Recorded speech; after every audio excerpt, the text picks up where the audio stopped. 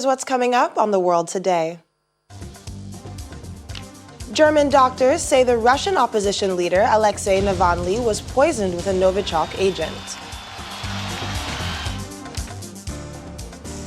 Trial begins for assailants in the Charlie Hebdo attack in Paris.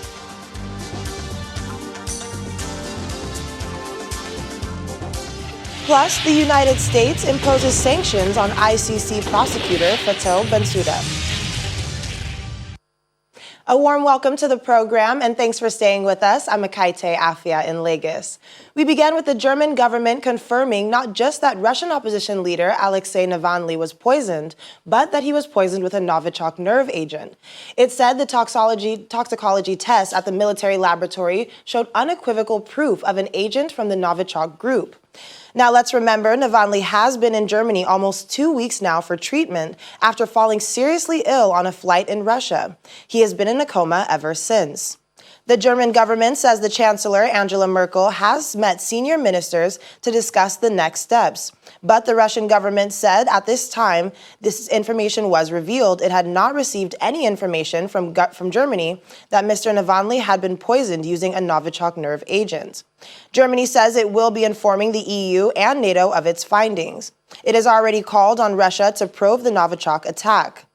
Novichok, the nerve agent, applies to a group of advanced nerve agents developed by the Soviet Union in the 1970s and 1980s. The agents have similar effects to other nerve agents in that they act by blocking messages from the nerves to the muscles, causing a collapse of many bodily functions. While some Novichok agents are liquids, others are thought to exist in solid form, meaning they could be dispersed as an ultra-fine powder. In the meantime, Mr. Navalny's press service has released footage of the investigation he was conducting just days before he was poisoned. In the film released on Monday, Navalny talks about the unseating united Russian politicians in the Siberian city of Novosibirsk and explores living conditions in one of the city's housing estates.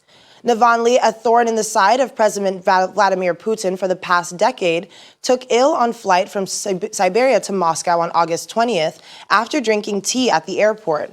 His allies believe he was the latest of several Kremlin critics to be deliberately poisoned. Russia had initially said there was no evidence of this.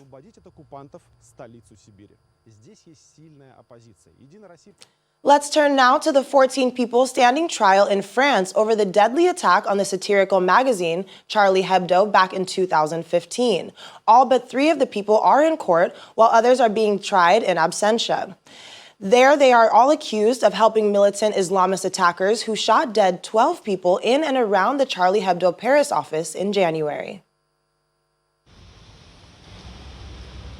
5 years since the attack on the Charlie Hebdo Paris office and a Jewish supermarket over cartoons of the Prophet Muhammad, the trial begins for the 14 alleged accomplices.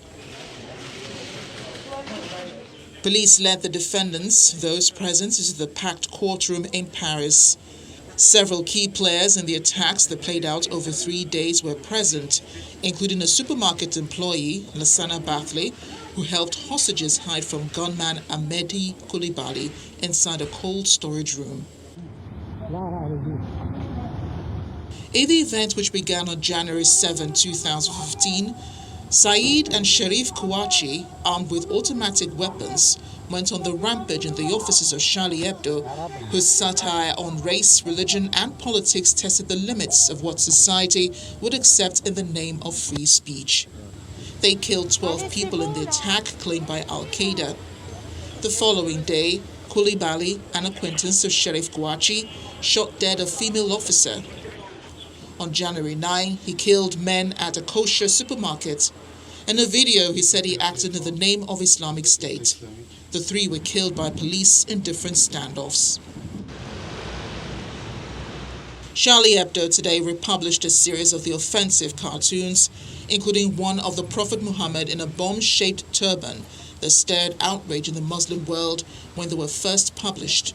Some of those cartoons were first published in 2005 by a Danish newspaper and then reprinted by Charlie Hebdo the following year.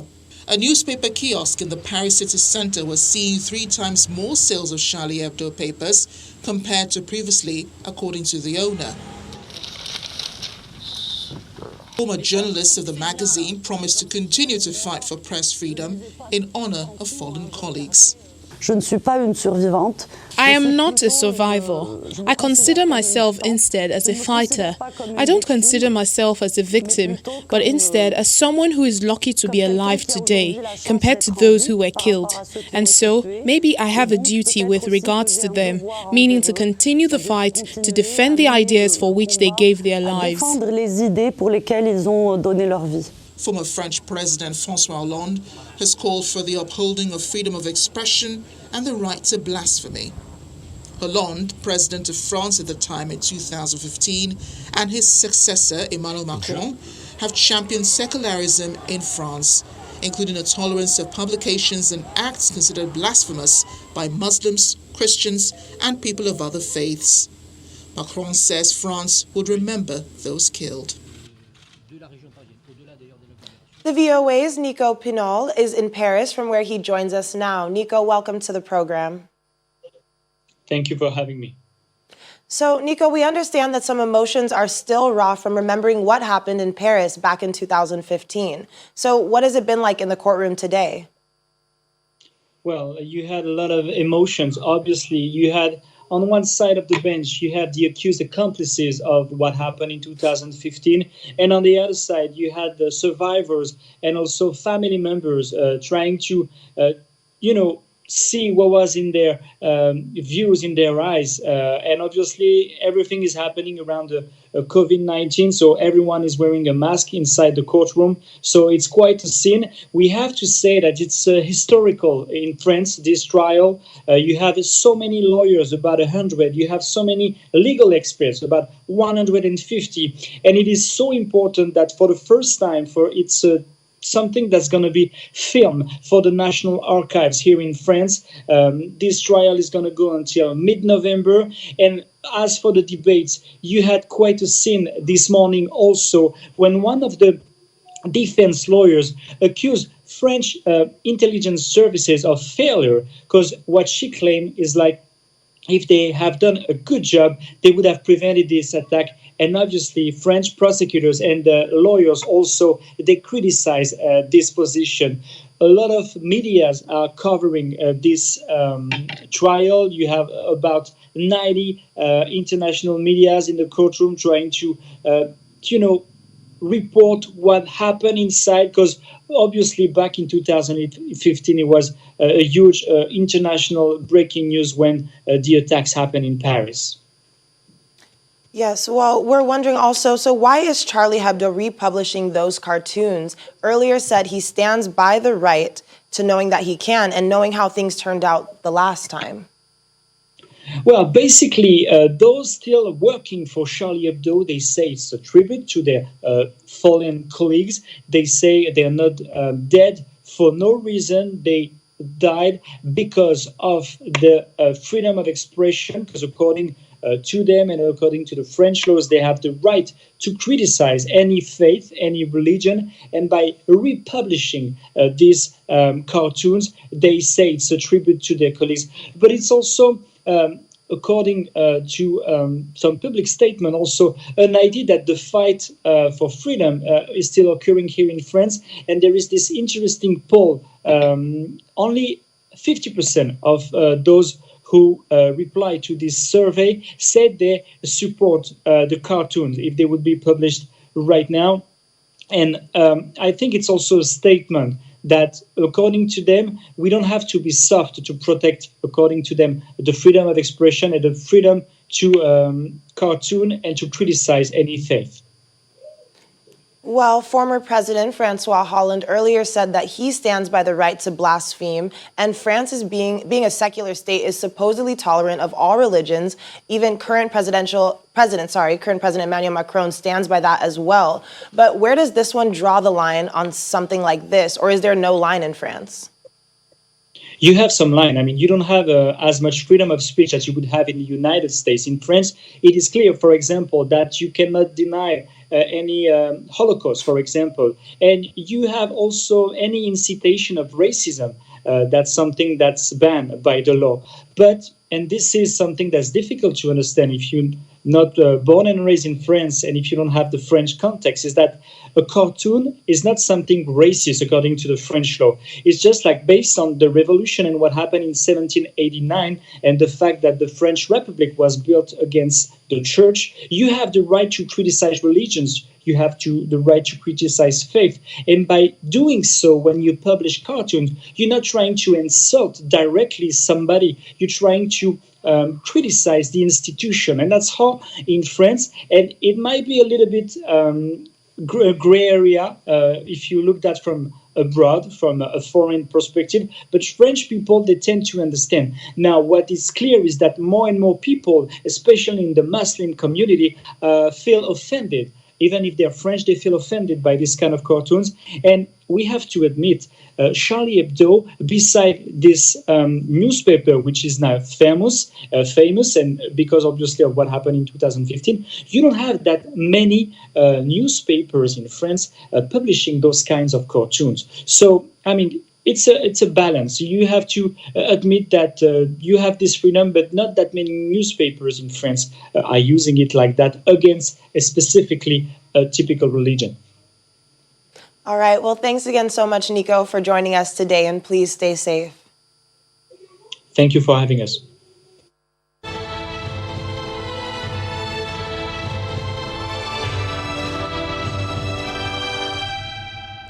The United States says it will not be joining the WHO-backed coalition of 172 countries to share equitably any future vaccines against COVID-19. President Trump says the United States instead will continue to engage international partners to ensuring the U.S. defeats the virus. Meanwhile, around the world, efforts continue to keep infection rates down. Here's the global update. Joining the WHO initiative comes as the country passed the 6 million mark on the number of coronavirus cases, with experts criticizing the government for its weak response to the pandemic, which has claimed nearly 185,000 citizens. Compare the United States with China. When we have 50,000 people a day infected, which we have, 45 to 50,000 every day over the last month, they have 10 to 15 people infected. When we have 1,200 people die a day, they have none die a day. In the UK, Prime Minister Boris Johnson's leadership during the pandemic has also been criticised, especially from the opposition Labour Party. Even his own MPs have run out of patience. The Vice Chair of the 22 Committee, the MP for Broxbourne, has said the government says one thing on Monday, changes its mind on Tuesday, something different is presented on Wednesday. That sounds familiar, doesn't it? South Korea is seeing a surge in the number of patients critically ill with COVID-19, most of them aged over 60. As at midnight today, 124 patients were in serious or critical condition with COVID-19. There was a rise of 20 cases from the previous day and a marked increase from the 9 cases on August the 18th. And in Italy, Pope Francis held his first weekly general audience with a live crowd in 6 months as the Holy See slowly lifts restrictions imposed due to the coronavirus pandemic. About 500 people attended the event held in the San Damaso courtyard in the Vatican's Apostolic Palace, nearly all of them wearing masks and keeping social distancing except for when the Pope walked near them. Finally, in China, head of the Center for Disease Control and Prevention, Gao Fu, says there is no evidence that the mutation of the novel coronavirus will affect the COVID-19 vaccines under development. He also noted that since the winter flu season is coming, the situation will become complicated because the flu may mix with the COVID-19 to threaten people's health. He suggests people receive flu vaccination first before a safe and effective COVID-19 vaccine with good quality control becomes available. Welcome back to The World Today. U.S. President Donald Trump was in Kenosha on Tuesday, having visited where the shooting of 29-year-old Jacob Blake took place. Now, let's remember, Blake was shot 7 times in the back by police on August 23rd. He is currently in the hospital and is uncertain whether he will walk again. The shooting has led to protests that have turned violent in Kenosha, the city in Wisconsin where the shooting took place. Prior to his visit, local officials in Kenosha, including the governor and the mayor, had asked the president not to make the trip, fearing it would flare up tensions. President Trump also made a controversial visit to the properties damaged in the protests, but made no visit to the Blake family. On Tuesday, a crowd split into two sides on the path of his motorcade. You had on one side the protesters holding banners and signs of Black Lives Matter, and on the other side, you had a crowd that supported the president, with many wearing red, white, and blue and exhibiting Trump campaign slogans. Our correspondent in Washington, Maria Bird, joins us now. Maria, welcome to the program. Thank you for having me. So this is a very sensitive matter for a lot of Americans, but I guess more seem to be outraged that there was no mention of the Blake family during his visit, nor the fact that he called or visited them. So can you talk to us a little bit about that? You are exactly correct. This has really divided the country even further. Again, we know since the Republican National Convention, we've seen that President Trump has really focused more on his base. He's focused on more of the individuals that are extreme to the extreme to the right. And so it is clear that he was, again, focusing on his base and focusing on what he believes is law and order.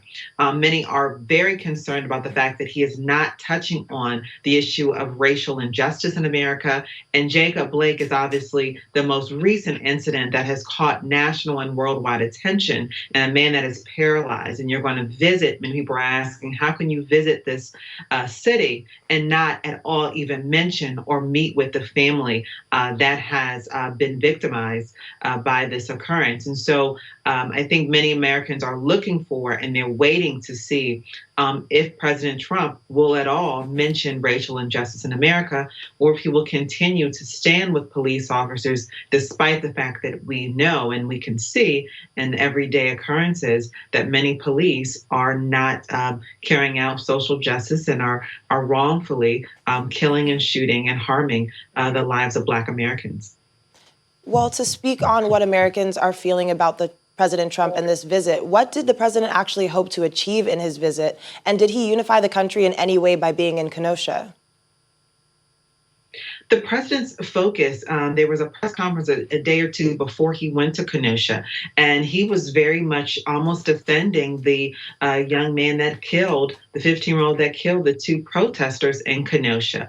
And so, his focus, again, was on law and order. His focus was on, he believes that they are anarchists, that these are troublemakers that are protesting. He believes that there's no peaceful protest. So his focus was on looking at what had occurred in Kenosha and supporting the police, and very much supporting that base that he is desperately seeking to rise up, because many individuals who voted for President Trump, especially suburban Americans, are now potentially going to vote for Joe Biden.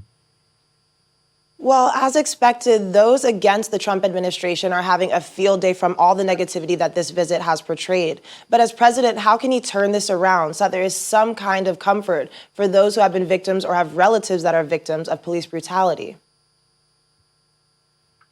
It's been made clear that his focus is not of making sure that those individuals, I think he feels as though those individuals are not going to vote for him. We have to be honest, we're in election season. And so his focus now is ensuring that those and inciting those who are extremely on the right or extremely focused on law and order and don't have a real concern about the Black Lives Matter movement or don't believe in the Black Lives Matter movement, that they are supporting him and that they will come out to the polls. And so it will be surprising, I think, to most Americans, because he's come out so strong in support of the police with this Jacob Blake issue, if he does at all say anything to kind of unify the United States. All right. Well, thanks so much, Maria, for joining us today. Please stay safe out there. Thank you for having me. The United States has imposed sanctions on the International Criminal Prosecutor, Fatou Bensouda. The announcement was made by Secretary of State Mike Pompeo, who says this is concerning her investigation into whether American forces committed war crimes in Afghanistan. Pompeo also said head of the ICC's jurisdiction, Complementary and Cooperation Division, Fatou Coco has blacklisted under sanctions authorized by President Trump in June that allow for asset freezes and travel bans. He says individuals and entities that continue to materially support Bensouda and Novichok could risk exposure to sanctions as well.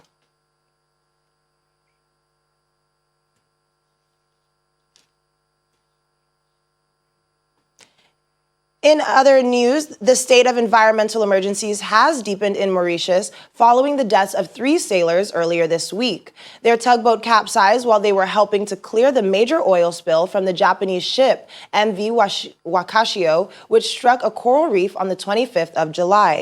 Tens of thousands have campaigned in the capital demanding for more action from the government. Earlier today, our London correspondent, Juliana Olayinka, spoke with the former president of the island nation, Dr. Amina Gurib Fakim, about the ecological disaster and the concerns from environmental campaigners. I went to the funeral of 3 seamen, and they had been working on this barge. There was an accident, and 4 have been, 3 died, and 1 is still reported missing. So this is where we are. And of course, in between, we've had so many dolphins washing up our coast. These dolphins are our friends. They have sustained the livelihoods of so many people because people go dolphin watching in our waters. And so now we have over 40 of these mammals, some of them with babies, some of them young ones. They have all washed up on our coast dead. You know, this has been the straw that broke the camel's back, right? Seeing these dolphins washing up our coast. And it shows that there has been a dysfunctional somewhere. The institution haven't worked properly. And I think when people took this to the street, and I think this was the biggest ever march this country has known, with over 150,000 people marching on the streets of the capital. But over and above this, we've had the diaspora that has also synchronized their protests across the world as well. You can catch the full interview with Dr. Amina Gurib Fakim during the channel's Business Global program, which airs on Friday at 4:30 p.m. สมเด็จพระเจ้าลูกเธอเจ้าฟ้าพัชรกิติยาภา The Thai king's consort, Siniyat, is one lucky lady. Though she was removed last year by King Maha, having been accused of being disloyal and stripped of her official titles and military ranks, she has been called back. The announcement comes as Thailand is roiled by anti-government protests, during which demands have also been made for curbs to newly expanded powers of the king, breaking a strong taboo in a nation where conservative tradition upholds the monarch as a semi-divine and above criticism. She gets all of her official titles back, including her military rank. The government's Royal Gazette already reads that she is untainted and therefore entitled to the Royal Noble Consort title and all other posts within the palace.